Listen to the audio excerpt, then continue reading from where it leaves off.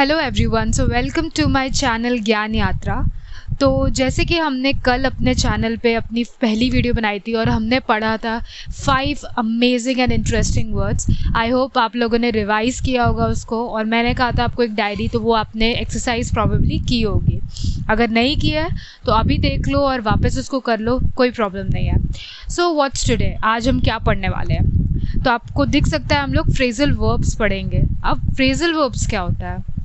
बहुत लोग को पता होगा, मे बी कुछ लोग ऐसे होंगे जिन्हें नहीं पता है फ्रेजल वर्ब्स क्या होता है। फ्रेजल वर्ब्स बेसिकली इतना कुछ वो नहीं होते। आपके जो वर्ब होते हैं, अगर हम उनको प्रेपोजिशन के साथ जोड़ दें तो वो फ्रेजल वर्ब हो जाते हैं। कम है, कम के साथ अप जोड़ दें एज अ प्रेपोजिशन तो वो कम अप एक मिला के फ्रेजल वर्ब हो जाते हैं। तो इसे ही हम लोग कहते हैं फ्रेजल वर्ब्स। ये है, दिखने में थोड़े इंटरेस्टिंग नहीं लगते हैं, बट ये बहुत ही मेजर रोल प्ले करता है। बिकॉज आप जब न्यूज़पेपर पढ़ोगे, आप न्यूज़ में देखोगे तो वहाँ पे बहुत बार फ्रेजल वर्ब्स यूज़ होता है जो हम रियलाइज़ भी नहीं कर पाते कि ये चीज़ चली गई और इसका तो हमें मीनिंग ही नहीं पता है। ठीक है, तो वही हम डिस्कस करेंगे। So let's get started with our phrasal verbs. तो पहला फ्रेज हमारे पास ये है, आस्क्ड अराउंड। इसका क्या मतलब है? Ask many people the same thing, मतलब बहुत लोगों से हमने एक ही चीज़ पूछ रहे हैं, तो उसको कहते हैं आस्क्ड अराउंड। यूसेज देखते हैं, I asked around but nobody replied. मैंने सबसे पूछा बट किसी ने मेरे को रिप्लाई नहीं दिया, तो उसको हम कहते हैं asked around. As I said, ask आपका एक वर्ब है जिसको मैंने यहाँ पे पास्ट में लिखा है, इसलिए आस्क्ड हो गया। अराउंड आपका प्रेपोजिशन है, तो ये फ्रेजल वर्ब बन जाता है आस्क्ड अराउंड। ओके, अब अपने दूसरे फ्रेजल वर्ब पे जाते हैं। नेक्स्ट फ्रेजल वर्ब है यहाँ पे ब्लो अप। अब ब्लो अप से ही पता चल रहा है समथिंग, कुछ होने वाला है, कुछ एकदम धमाकेदार। तो मतलब भी उसका यही है, मीन्स टू एक्सप्लोड या इरप्ट। ठीक है, अब ये वो नहीं है कि बस वॉल्केनो है जो इरप्ट हो रहा है तो उसी पे बोलेंगे, ऐसा कुछ नहीं है। इरप्ट मतलब कोई भी किसी के ऊपर लेट्स से एकदम भड़के उठता है, जैसे लड़ाई हो जाती है, घर ही में लड़ाई हो जाती है, एक्सप्लोड कर जाते हैं, तो उस चीज़ को भी हम उस वे में भी हम इसको यूज़ कर सकते हैं। तो यहाँ मैंने यूसेज पे डाला है, the racing car blew up after it crashed into the fence. तो वो फट उठी जैसे ही वो फेंसिंग, जो फेंसिंग होती है हमारी, वहाँ पे क्रैश हुई। आप उसको इस फॉर्म में भी ले सकते हो कि my mother just had blown up at my father, मतलब एकदम भड़क उठी मेरे फादर के सामने। तो उस सेंस में भी आप इस ब्लो अप को यूज़ कर सकते हैं। ठीक है, तो let's move to our next phrasal verb. Next phrasal verb ऐसा फ्रेजल वर्ब है जो आपने बहुत बार सुना होगा, मोस्टली 90% लोगों को मे बी ये पता भी हो, बैकअप। बट मैं बता देती हूँ, बैकअप मतलब होता है रिवर्स करना, मतलब एक चीज़ हमें रखना। बैकअप का एक मतलब होता है रिवर्स करना। ये बैकअप का मतलब ये भी होता है कि एक्स्ट्रा बफर में कुछ रखे हुए हैं, बैकअप में रखे हुए हैं। तो यहाँ मैंने किस सेंस में डाला है, his mother backed him up on everything. ठीक है, उसकी जो मदर है वो हमेशा उसको सपोर्ट करती रहती है, बैकअप करती रहती है। अगर उसे कोई पापा डांट रहे हैं या कुछ कर रहा है तो उसकी मदर हमेशा उसको बचा लेती है, दैट इज बैक्ड अप। ठीक है, तो आप बैकअप को बहुत सेंस में यूज कर सकते हैं। बैकअप मेमोरी होता है आपका, और बैकअप इस सेंस में भी यूज हो सकता है। ठीक है, आई होप पूरे फ्रेजल वर्ब आपके क्लियर हो रहे होंगे। अब चलते हैं नेक्स्ट फ्रेजल वर्ब पे। नेक्स्ट फ्रेजल वर्ब है हमारा ब्रेक डाउन। अब ब्रेक डाउन का मतलब something which is negative, obviously वही सेंस देता है यहाँ पे। इसका ही मतलब यही है कि समथिंग विच स्टॉप्ड फंक्शनिंग, जो अभी नहीं काम पे है, या फिर एक बहुत बड़ा फेलियर, तो विच इज स्टॉप फंक्शनिंग या फेलियर, उसको हम कहते हैं ब्रेक डाउन। अब इसका यूसेज देखते हैं। Our car broke down at the side of the highway. हमारी कार हाईवे के साइड में ब्रोक हो गई, मतलब एक्सीडेंट हो गया बेसिकली। तो उस सेंस में यहाँ पे एकदम ही बंद पड़ गई, या फिर एक्सीडेंट में केस में भी आप बोल सकते हो। ये भी बोल सकते हो, I just broke down because I couldn't pass my exam. तो इस सेंस में भी जो फेलियर है, उस सेंस में भी ये ब्रेक डाउन आपका यूज हो सकता है। ठीक है, तो इसके भी हमने यहाँ पे 2 यूसेज देख लिया। Let's move to our next phrasal verb which is break इन।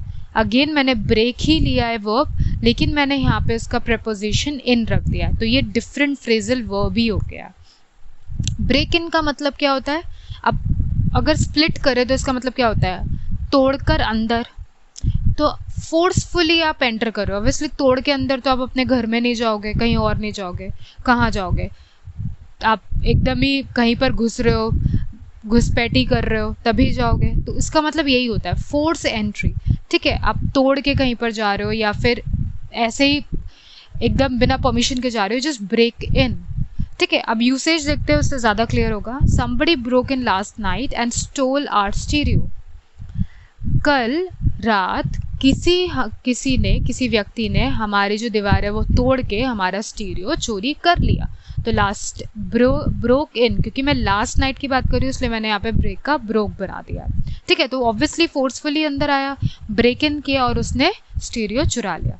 तो ब्रेक इन का मतलब होता है फोर्सफुली एंटर करने वाला। Okay, let's move to our next phrasal verb, which is come across. Another very easy phrasal verb, though very important. Meaning find unexpectedly, something which you find unexpectedly, मतलब अचानक से मिलने वाली चीज़। अभी चीज़ पे नहीं है, पर्सन भी, oh you just came across, ऐसे भी आप इसको बोल सकते हैं। So I came across these photos when I was tidying the closet। मैं closet बना रही थी और तभी मेरे को ये photos मिल गई। तो suddenly appear हो जाना, suddenly कोई चीज़ मिल जाना, उसे हम कहते हैं come across। अब इसी को अगर हम past में कर रहे तो came, ये tense के फॉर्म में चेंज हो सकता है, बट इसका जो मीनिंग, हमारा जो मेन मोटो है इस वीडियो का, वो है मीनिंग कन्वे करना, which is find unexpectedly. Okay, so let's move to our next phrasal verb, which is come forward। Again same verb with different preposition। come forward मतलब आगे आना, लिटरल मीनिंग में अगर जाए इसका मतलब होता है आगे आना, वैसे मीनिंग भी इसका मतलब होता है आगे आना, वॉलंटियर करना। ठीक है, आप सेल्फ वॉलंटियर कर रहे हैं तो आप खुद ही आ रहे हैं। अब इसका यूसेज देखते हैं। The women came forward with her husband's fingerprints. इसका मतलब वो जो महिला है वो आगे आई अपने हस्बैंड के फिंगरप्रिंट लेके। शी इटसेल्फ केम फॉरवर्ड, वो खुद ही सामने आई, वो खुद ही वॉलंटियर की। ठीक है, तो वो कम फॉरवर्ड के सेंस में यहाँ पे यूज हो रहा है। आई होप ये भी क्लियर होगा। Now let's move to our next phrasal verb, which is count on. तो count on is very easy phrasal verb, और ये फ्रेजल वर्ब आपने सॉन्ग्स में भी सुना होगा। जो लोग इंग्लिश सॉन्ग सुनते हैं, you can count on me, yes, तो ये वही काउंट ऑन है, और इसका सेंस भी उसी सेंस में है, मतलब रिलाई करना, डिपेंड होना, that is count on. I am counting on you to make dinner while I am out. मैं तुम पे निर्भर हूँ कि तुम डिनर बना लोगे जब मैं बाहर रहूँगी। ठीक है, तो बेसिकली बहुत ही सिंपल मीनिंग है इसका, डिपेंड होना, रिलाई करना। ठीक है, I can count on you that you will do my homework. Okay, so that is count on. Let's move to our next phrasal verb, which is cut in. अब कुछ काट के अंदर नहीं, मतलब इसका है इंटरप्ट। ठीक है, जबरदस्ती बीच में घुसना, इंटरप्ट करना, विच is cut in.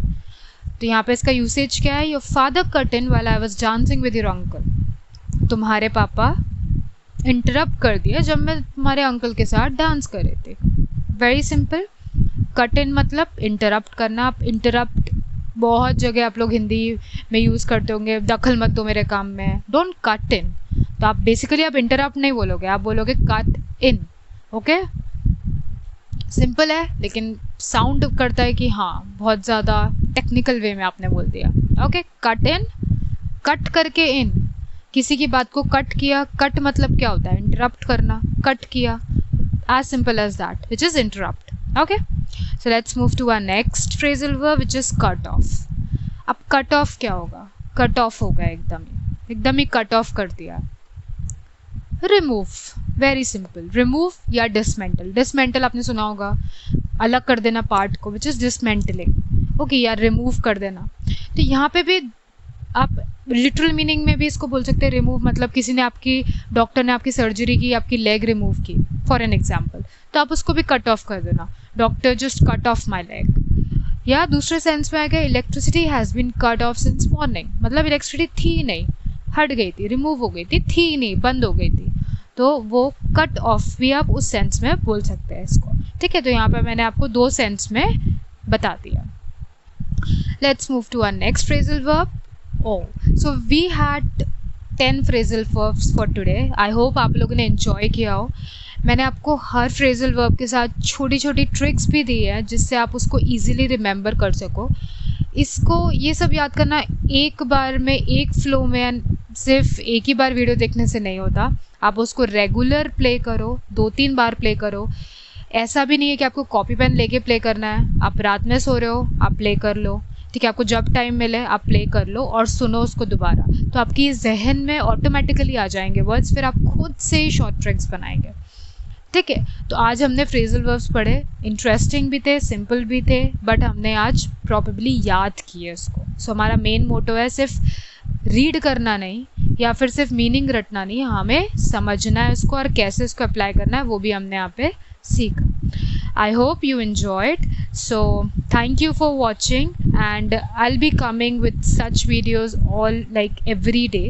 So I hope आज का वीडियो आपको बहुत अच्छा लगा हो। आज हमने कुछ फ्रेजल वर्ब सीखे कॉमन से, लेकिन हमने उसके यूसेज, मीनिंग सब कुछ पढ़ा।